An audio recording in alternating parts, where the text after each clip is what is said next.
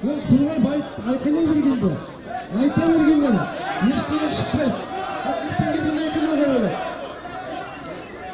Бірақ заң шеңберінде жұмыс жасайық. Заң шеңберінде сөйлейік. Ол тұрай қарай. Кешке дейін, ертеңге дейін шулай беруге болады.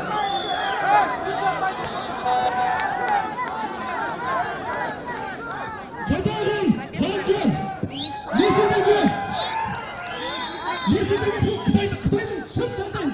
Қытай кім екенін айтып берем бүгін. Қытай Түркістанға алғаш бас кірген кезде ол Түркістан қазақтың жері болатын.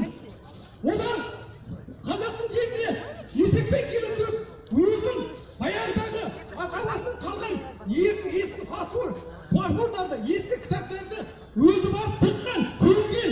Оны менің досымның әкесі барып қазыланған.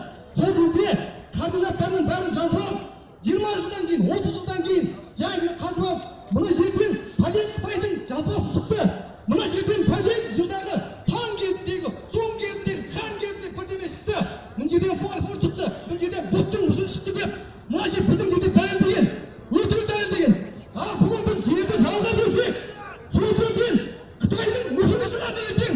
Ертең Қытайдың ескі өтірік жазбасы шығады.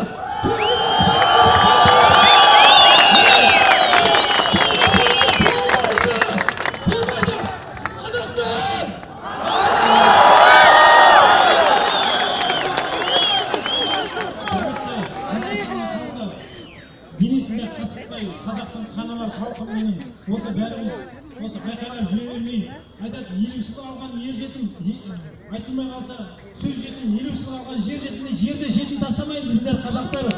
Қазақтар осы жеріміз үшін әкімшілік пен әкімнің ортасындағы дауласпай тек қана жеріміз үшін қол көтеріп алға тұрайық, сондықтан бәріміз бір болайық деп айтамын.